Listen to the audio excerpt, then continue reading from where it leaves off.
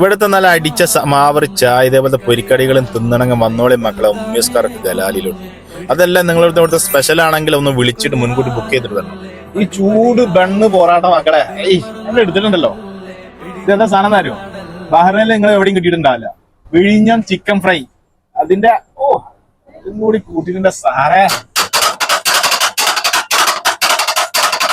എന്റെ എക്കാലത്തെയും ഫേവറേറ്റ് ആയ ചിക്കൻ കുത്തു പൊറാട്ട കഴിക്കുന്നുണ്ടില്ലേ?